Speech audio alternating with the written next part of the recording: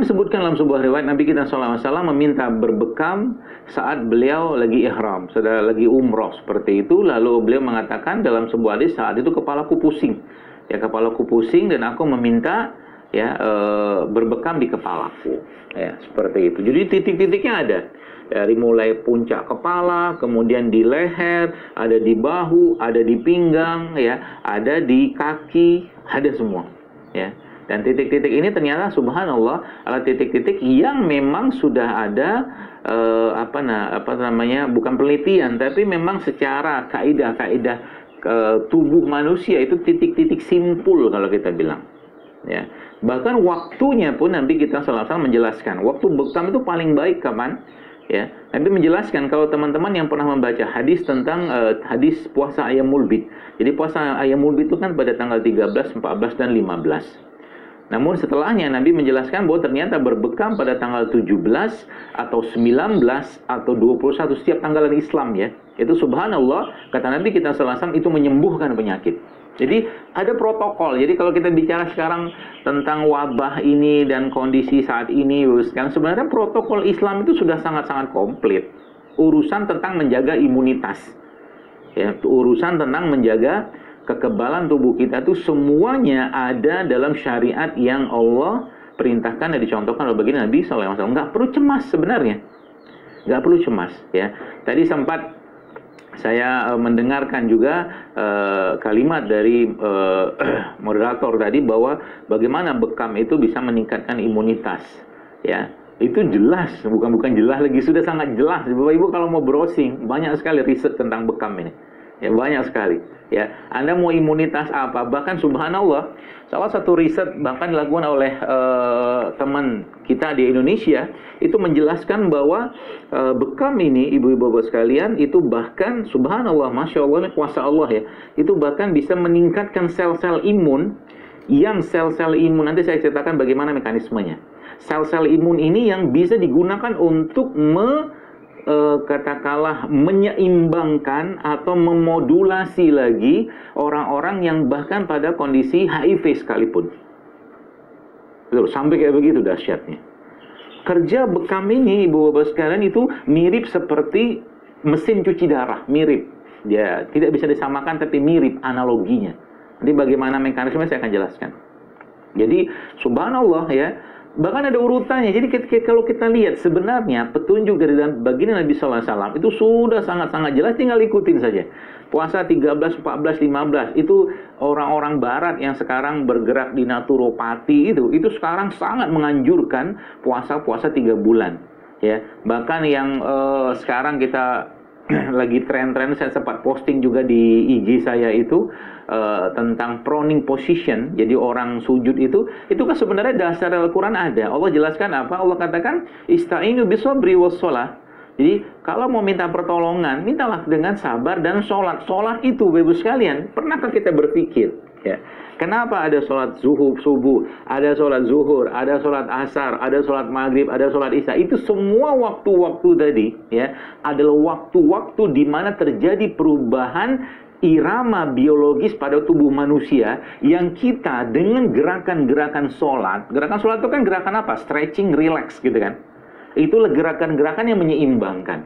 Jadi singkat cerita, kalau saya membahasakan itu, semua syariat dalam agama kita yang mulia ini semuanya menyehatkan, tapi kita tidak melakukannya untuk sehat. Kita melakukannya untuk atau karena ketaatan dan kewajiban kepada Allah Subhanahu wa taala. Itu dasar umumnya.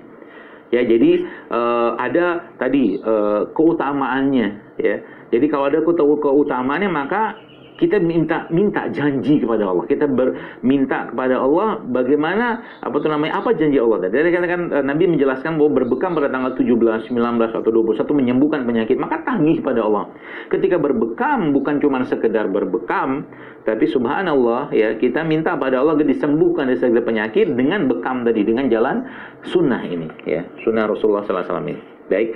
Kemudian waktu yang terbaik kalau kita bicara tentang waktu. Nabi kita SAW memang tidak menjelaskan Saya belum mendapatkan hadis sejauh ini ya yang menjelaskan kapan waktu secara jamnya yang terbaik. Tapi memang para ilmuwan-ilmuwan atau ulama-ulama Islam itu menjelaskan bahwa memang waktu berbekam paling baik itu adalah pada saat jantung lagi puncak-puncak panasnya.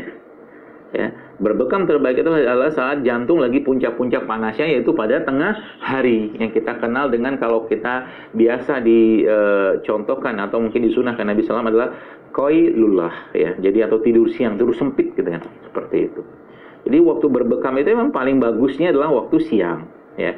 Apakah dengan ini kita tidak dibolehkan berbekam pada waktu-waktu yang lain? Nggak masalah, silakan aja. Tapi kalau kita bicara terbaiknya adalah saat kita mengistirahatkan jantung, yaitu pada waktu siang hari. Siang hari itu ya mungkin ya qobliyah zuhur, atau mungkin saya lebih memilih itu ba'da zuhur, ya, ba'da zuhur atau sampai menjelang asar, seperti itu. Ini waktu-waktunya, ya.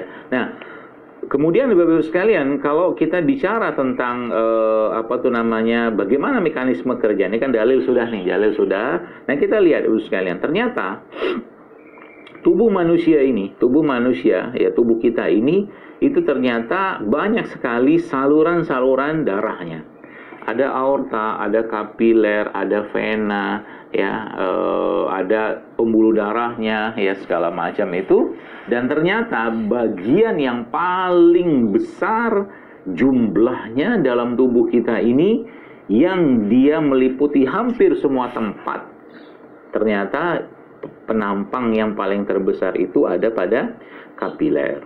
Kapiler itu ternyata jumlahnya sehingga saya bisa sampai 3.500-an, ya, milimeter atau berapa itu, mungkin 3.500 lah, seperti itu. Jadi dengan jumlahnya hampir semua tempat dalam tubuh kita ini terisi dengan kapiler-kapiler, dan dialah tempat pertukaran, ya. Kalau darahnya katakanlah kental, kalau darahnya mampet, mampet itu maksudnya nggak cair, atau nggak cair itu banyak toksinnya, maka di kapiler-kapiler tadi itulah penumpukan itu terjadi. Ya, di kapiler-kapiler itulah penumpukan itu terjadi, sehingga apa yang terjadi? Ya, nyumbat di situ. Ya. Nah, itu dasarnya. Kita bicara mekanismenya. Ya, kemudian artinya Bapak Ibu sekalian, kalau tempat itu diakses, ya, maka otomatis ibarat kata ginilah. Mungkin kita bicara tentang satu rumah, yang rumah itu ada saluran-salurannya, ya.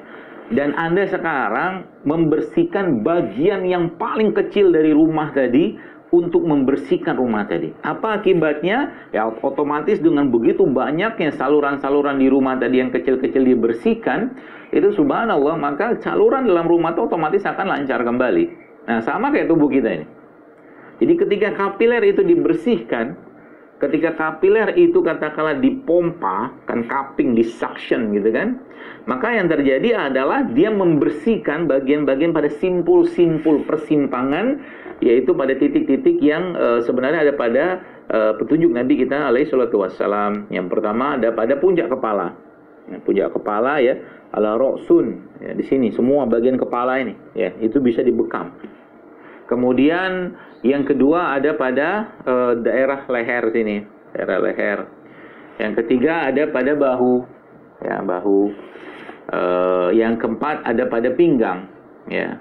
Ada beberapa hadisnya memang dhaif, tapi saya tetap cantumkan saja, dan teman-teman bisa nanti lihat itunya, apa tuh namanya, titik-titik. Bahkan di PBI, di organisasi kami ini, kami merangkum kembali kitab-kitab para ulama untuk melihat titik-titik yang dicontohkan oleh baginda Nabi sallallahu alaihi wasallam, sampai titik yang ada pada punggung kaki, ya, punggung kaki. Seperti itu, titik-titik itu. Jadi sebenarnya apa yang terjadi saat orang itu berbekam? Ini yang menarik, Ibu sekalian. Jadi subhanallah, ternyata ketika orang berbekam itu, yang pertama, jangan pernah berpikir bahwa bekam itu akan menurunkan hemoglobin atau kadar darah dalam tubuh kita. Justru malah secara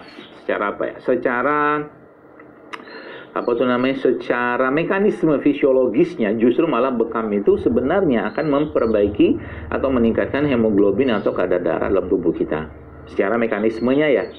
Ya, meskipun kita pada orang-orang yang anemia, memang kita tidak menyarankan untuk berbekam dalam jumlah yang cukup banyak, karena bukan masalah keluar darahnya, tapi proses perlukaan, proses inflamasi yang terjadi pada proses pembekaman itu memerlukan energi yang kalau dia bisa support dengan kondisi badannya ya alhamdulillah, tapi kalau tidak bisa ngedrop dia. Jadi bukan masalah di HB-nya.